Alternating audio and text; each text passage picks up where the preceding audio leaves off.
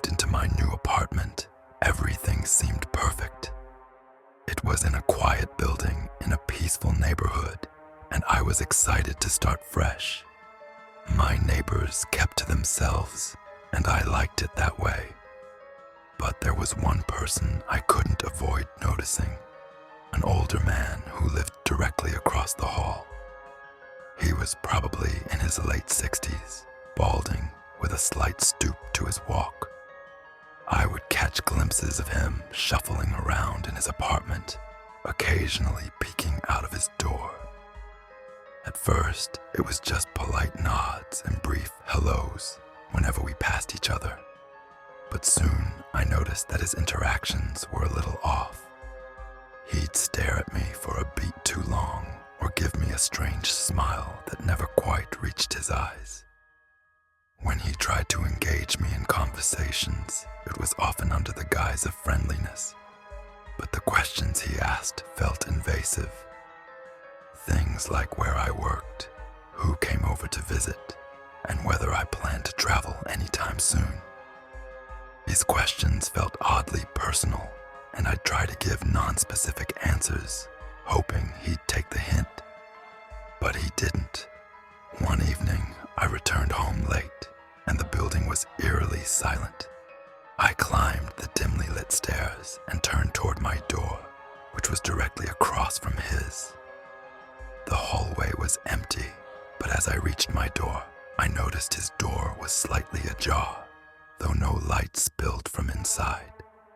A small shiver ran down my spine, but I brushed it off as my imagination. After all, it was late, and the old man was probably asleep. I quietly slipped inside my apartment, locked the door, and settled in for the night. Around 2 a.m., I was jolted awake by the sound of creaking floorboards just outside my bedroom. My heart skipped a beat. It was such a specific, deliberate sound, like someone was standing right outside my door. I sat up, straining to listen. At first, there was only silence, and I almost convinced myself I was imagining it. But then I heard it again, followed by something even more chilling. The slow, rhythmic sound of breathing, so faint that it almost blended into the background. I felt my chest tighten, and for a moment, I was frozen, unsure whether to scream, confront whoever was there, or simply wait and hope they'd go away. When the sound stopped, I held my breath, waiting for any sign of movement.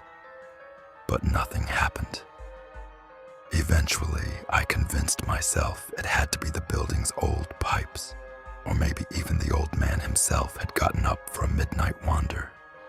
I managed to fall back asleep, but the uneasy feeling lingered. The next morning, I decided to tell the building manager about the noise. I didn't want to complain directly about my neighbor, but I thought maybe the manager would take it as a sign that some repairs needed to be done. However, they dismissed it quickly, suggesting I might have had new apartment nerves. I felt a little embarrassed, like I'd overreacted, but the sounds kept happening. Every night I'd lie awake in bed, trying to convince myself it was nothing, just the building settling or random noises in the pipes. But each time it felt more intentional. Sometimes I'd hear the faintest tap on my door, as if someone was testing whether I was awake. Other times I could swear I saw a shadow move from under the door, like someone was crouched right outside. One night, after a long day at work, I came home to find my front door slightly ajar. I was sure I'd locked it that morning. I hesitated, feeling my stomach twist. I took a deep breath, pushed the door open, and stepped inside, expecting to find the worst. But the apartment looked untouched. Nothing was missing or out of place, at least at first glance. I did a quick sweep of every room, checking closets and cupboards, and then locked the door behind me. but something still didn't feel right. I checked my lock, examining it closely, and noticed a small scratch around the edge, as if someone had tried to tamper with it. That night, I stayed up, barely able to sleep, hyper-aware of every sound in the hallway. Around midnight, I heard the familiar sound of floorboards creaking outside my door, followed by a faint scratching. I never caught him directly, but I was sure it was the old man. The next morning, I filed an official complaint with the building manager.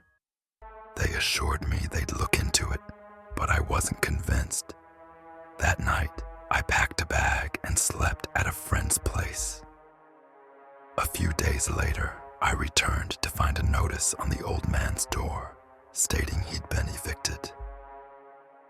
I never found out exactly why, but as I packed up my things to leave for good, I wondered if he'd been watching from behind his door all along, just waiting for me to let my guard down.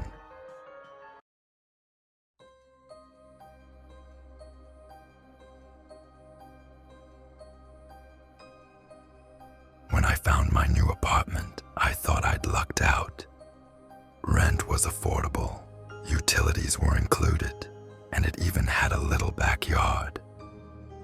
My roommate, Kevin, seemed friendly enough.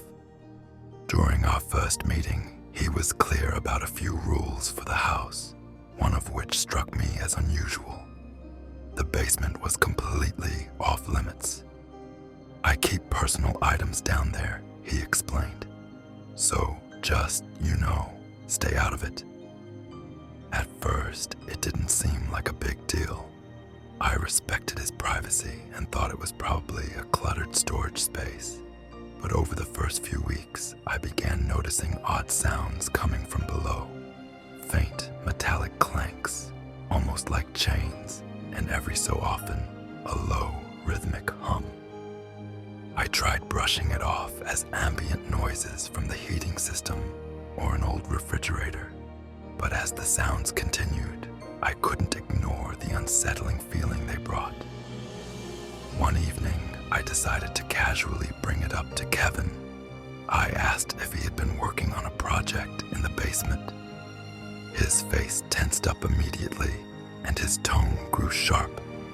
"It's private down there," he said, staring at me intensely. "You don't need to know what's going on." His reaction was so abrupt and cold that I found myself apologizing, even though I hadn't really done anything wrong. That night, I lay awake in bed, listening intently. Around midnight, the noises started up again, louder this time, and it sounded as if something, or someone, was being dragged across the floor. The faint smell of mildew began seeping into the hallway, filling the apartment with an earthy, rotten scent that felt unnatural. I tried to sleep, but my mind raced with questions about what Kevin could be doing down there. A few nights later, I returned home to find Kevin's car missing. The apartment was silent, and unable to resist my curiosity, I decided to finally take a look downstairs. I hesitated, feeling guilty, but my curiosity had overtaken my caution. I opened the basement door slowly and immediately felt a rush of damp, stale air. I switched on my phone's flashlight and started down the creaky steps, which groaned under my weight. The basement was darker than I'd imagined, the light barely illuminating a small area around me. As I descended, the smell grew stronger, almost like decaying soil mixed with a faint, sickly sweet odor. I scanned the room with my flashlight and noticed the walls were covered in strange faded symbols, drawn in what looked like red paint, though they had an oddly aged appearance. In the center of the room was a dingy, threadbare couch. Its cushions were frayed, stained, and had a dented look as if someone, or something, sat there often. My heart pounded as I moved the light toward a small door in the corner, It looked ancient, the wood warped and discolored. I tried the doorknob, but it was locked. I hesitated, unsure if I truly wanted to know what lay beyond. I pressed my ear against the door, listening. For a moment, there was silence, but then I heard it. A faint, scraping sound, followed by what could only be described as a soft, labored breathing. Frozen with fear, I felt the weight of the room pressing down on me. Just then, a loud crash came from above. Kevin was back. My heart leapt into my throat as I scrambled up the stairs, turning off my flashlight just as I reached the door. I slipped into my room and shut the door as quietly as possible. Moments later, I heard Kevin in the kitchen muttering to himself. I lay in bed that night, eyes wide open, wondering if he knew I'd been down there. Over the following days, Kevin's demeanor became stranger. He would watch me with a cold, distant gaze, and anytime I mentioned anything about the apartment, he cut me off or changed the subject. I tried acting normal, but inside I was terrified, convinced he knew I'd been in the basement. Then, one night, around 2 a.m., I woke up to my door creaking open. My heart froze as Kevin's shadow loomed in the doorway. "I told you," he said in a low, almost inhuman whisper, "to stay out of the basement." I tried to respond, but no words came out. He closed my door slowly and walked away. I packed my bags that night and left before sunrise. I never went back.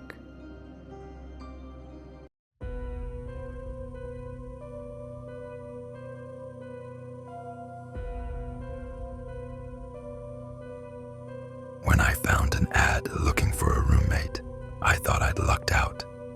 The room was in a nice neighborhood, and the woman renting it, Olivia, seemed warm and friendly. During the first few weeks, everything was fine. Olivia was polite, a little quiet, but respectful of my space. But gradually, things started to feel off. It started with small things. I'd find items in my room slightly shifted.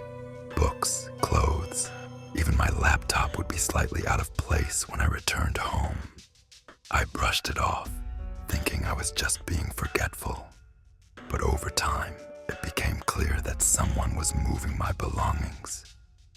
One day, I returned to find my journal open to a random page. I distinctly remembered closing it, and I felt a chill as I stared down at my own words, now visible to anyone who'd been snooping. I confronted Olivia about it gently, saying I felt uncomfortable about things in my room being moved. She gave me an odd smile, her expression unreadable, and simply said, "I have no idea what you're talking about." Her response left me feeling uneasy, but I decided to let it go. I didn't want to make waves. But then things escalated. One night, I woke up to the sound of soft footsteps in the hallway. I lay frozen in bed, listening as they stopped right outside my door. I held my breath, my heart pounding as I waited for the sound to continue. Instead, a faint whisper floated through the darkness. "Are you awake?" the voice murmured. It was Olivia. I didn't respond, pretending to be asleep, but I could feel her presence on the other side of the door. The next morning, I left for work early, feeling rattled. That night, I returned to find her standing outside my bedroom, watching the door. She smiled when she saw me, but her eyes held a strange intensity. My skin crawled as she said, "I was just checking to see if you were home." I forced a smile, excusing myself into my room. Days later, she left for a supposed weekend trip, giving me a rare opportunity to search her room. I found a small box filled with disturbing mementos, locks of my hair, random objects I'd misplaced, and most chillingly, photographs of me sleeping. My stomach dropped as I realized she had been invading my privacy, taking these photos without my knowledge. I left immediately and reported her to the landlord. I never found out what happened to Olivia, but her chilling obsession still haunts me.